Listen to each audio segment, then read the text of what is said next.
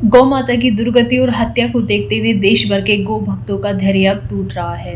इसी के मद्देनजर 17 मार्च को दिल्ली के ऐतिहासिक रामलीला मैदान में गौ प्रतिष्ठा निर्णायक दिवस का आयोजन किया जा रहा था, जिसका उद्देश्य केंद्र सरकार, राज्य सरकारों और सभी राजनीतिक दलों से गौ हत्या पर प्रतिबंध लगाने, गौ को पशु की सूची से हटाने और गौ माता को राष्ट्र माता घोषित करने की मांग को लेकर स्पष्ट घोषणा मंगवाना था।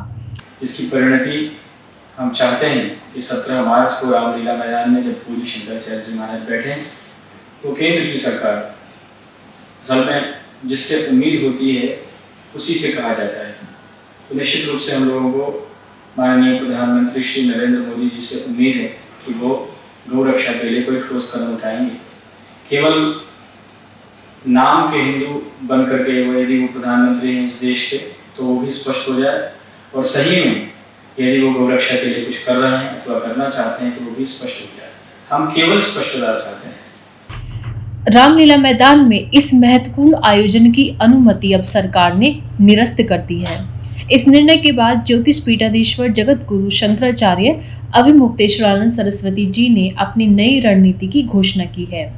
अब 17 मार्च को वह दिल्ली में उपस्थित सभी प्रमुख राजनीतिक दलों के कार्यालयों के समक्ष जाकर उनके लोकसभा सदस्यों से गौ माता के संरक्षण पर उनकी स्पष्ट स्थिति को जानने का प्रयास करेंगे।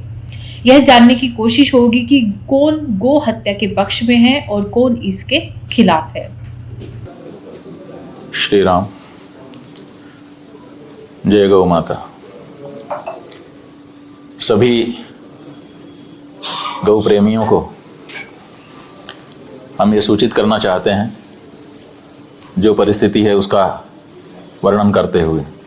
परिस्थिति ये है कि हम लोग चाहते थे कि कुंभ में भारत की सरकार, राज्यों की सरकारें हम सनातन धर्मियों को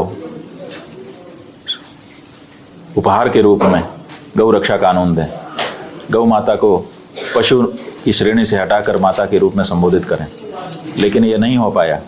इसलिए कुंभ की समाप्ति माघ की पूर्णिमा के दिन हम लोगों ने ये घोषित किया कि अंतिम अवसर के रूप में 33 दिन का समय और दे रहे हैं। ये 33 दिन गौ माता के शरीर में जो 33 कोटि देवता हैं उनको प्रतीक मान करके 1 कोटि देवता की ओर से 1 दिन का समय और दिया गया कि 33 दिन और हैं भारत की सभी राजनीतिक पार्टियों के लिए कि वो साफ साफ बता दें, स्पष्टता कर दें।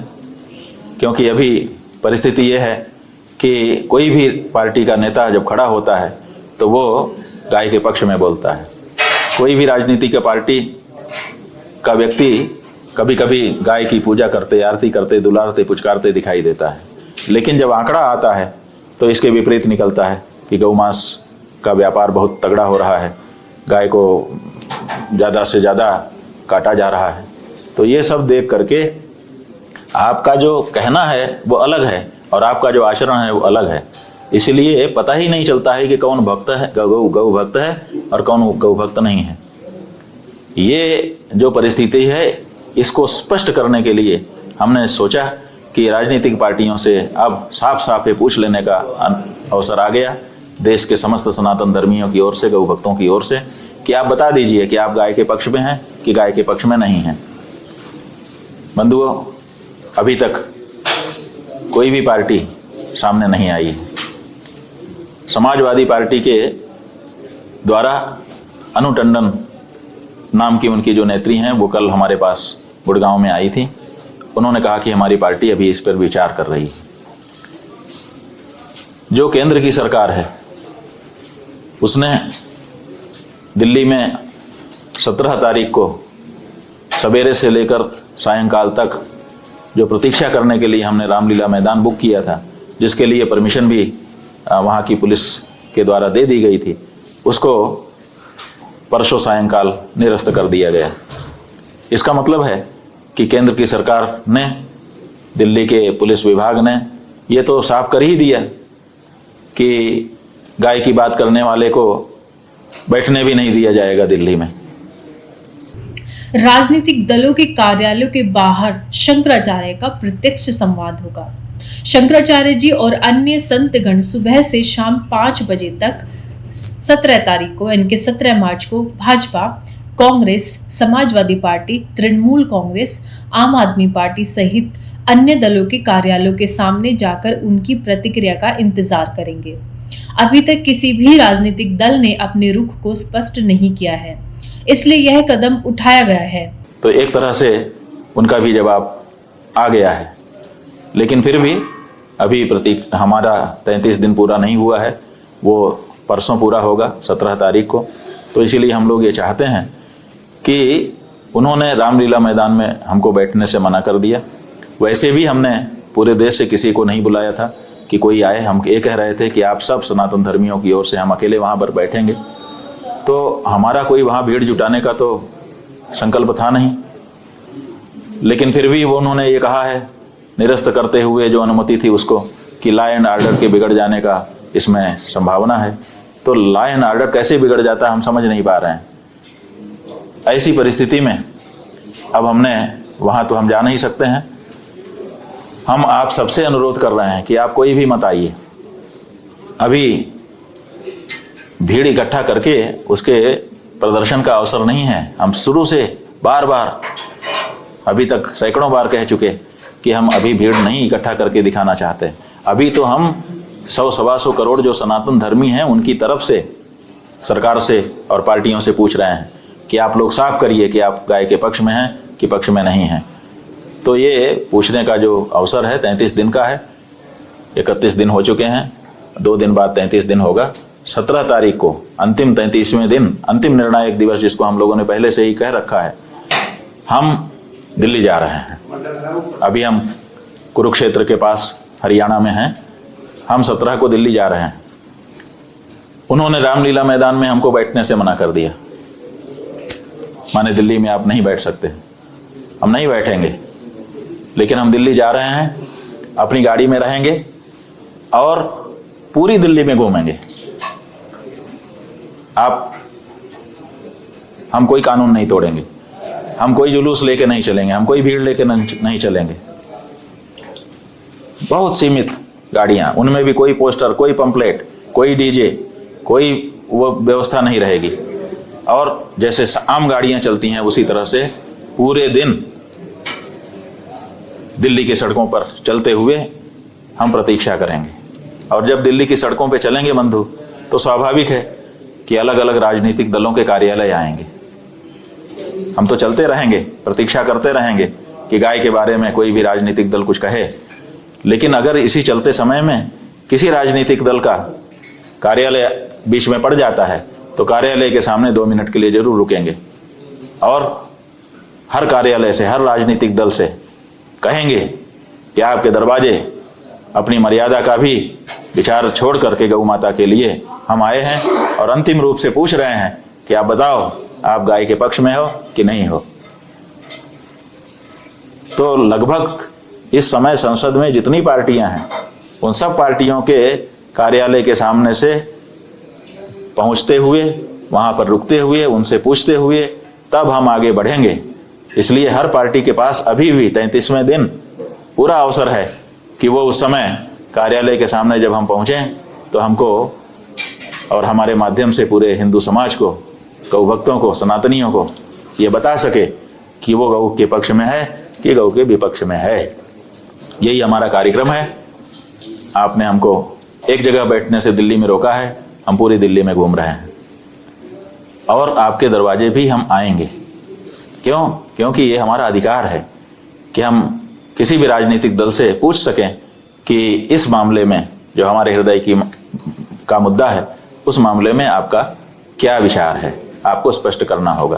तो हम कोई कानून का उल्लंघन किए बिना, मर्यादा को एक तरफ रखते हुए, क्योंकि गौ माता की रक्षा का सवाल है, आपके दरवाजे आ रहे हैं और आपसे पूछ रहे हैं कि अंतिम रूप से हमको ये साफ साफ बता दीजिए, हमारे माध्यम से पूरे देश की गौ भक्त जनता को बता दीजिए कि आप गाय के पक्ष में खड़े हो रहे हो कि गाय के पक्ष में नहीं खड़े हो पाओगे, जैसा कि 78 साल से आप करते चले आए।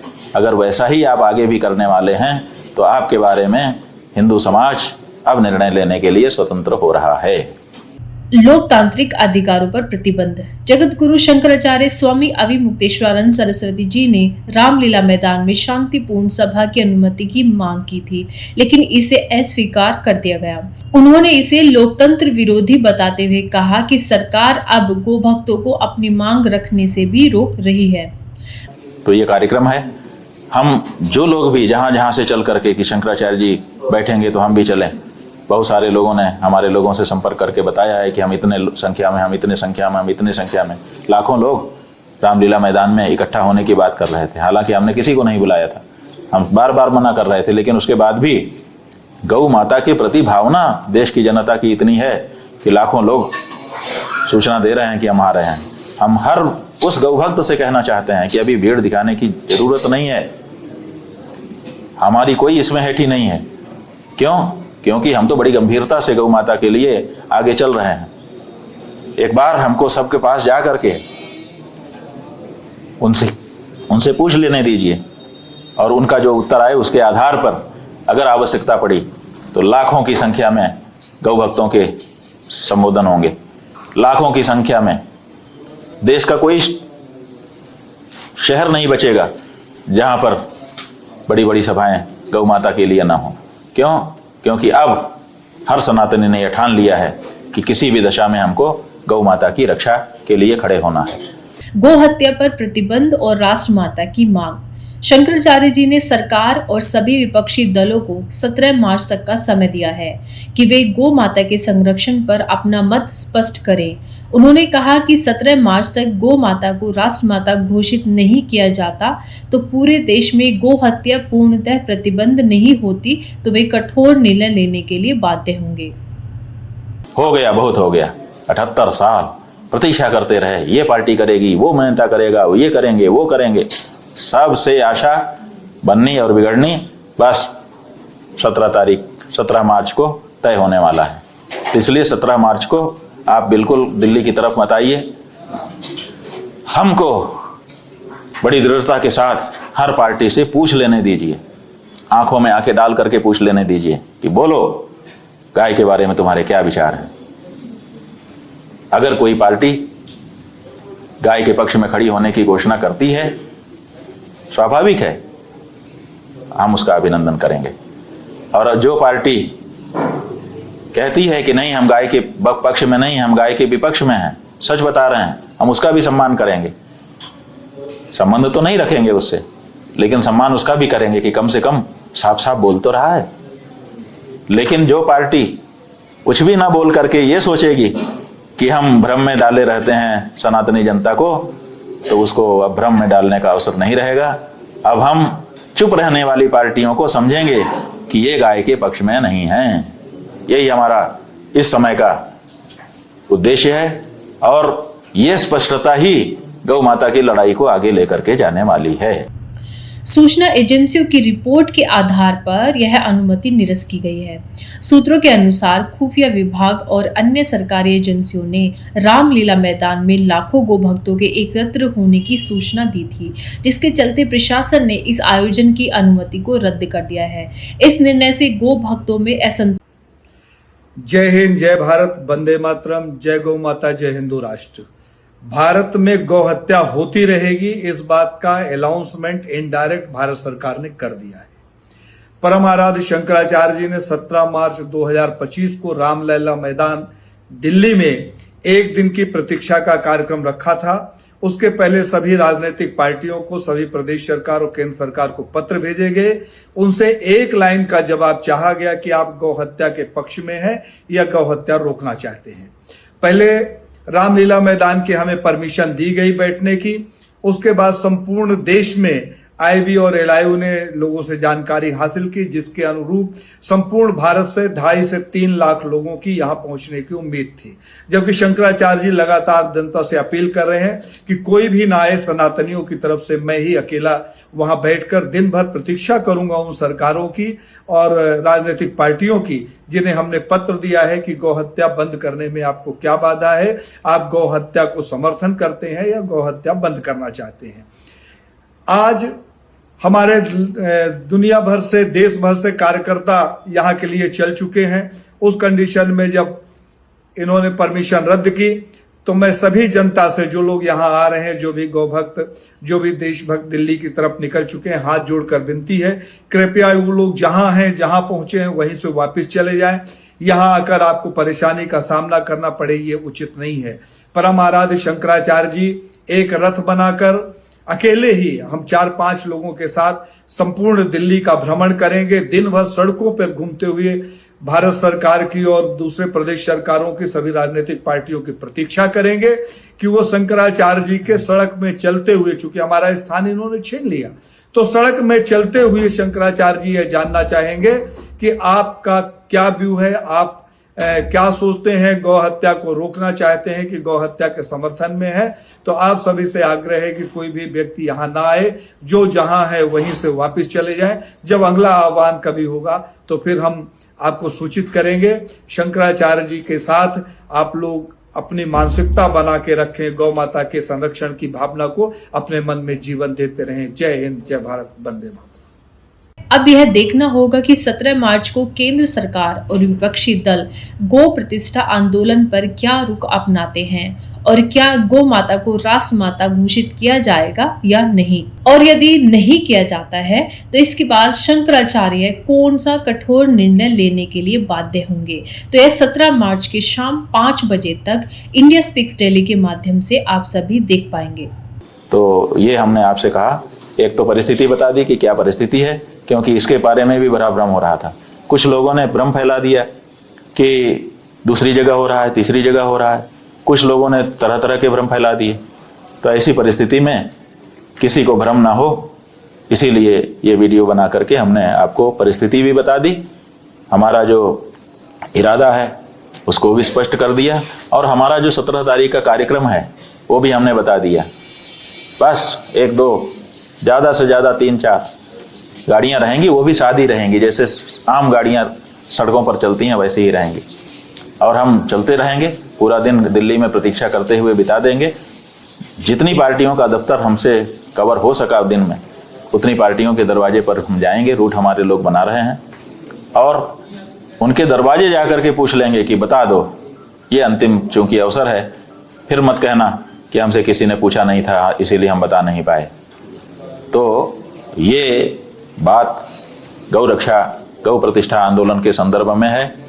हमारे जो विशिष्ट लोग हैं वो अगर दिल्ली पहुंच जाते हैं, गाय की रक्षा के लिए जो लोग तत्पर हैं, तो उनको भी हम कहेंगे कि सायंकाल 5 बजे किसी एक स्थान विशेष पर आप लोग रहिएगा। हम जब पूरा घूम करके आएंगे तो वहीं पर आपसे मिल लेंगे, और वहीं पर 5 बजे के बाद जो आप सब की ओर से हमको घोषणा करनी है वो घोषणा हम कर पाएंगे, आगे का कार्यक्रम सुनिश्चित कर पाएंगे। तो इसलिए सबको ये बात संज्ञान में रहे। अगर किसी बात पर किसी को कोई शंका हो तो वो सीधे 1008.guru पर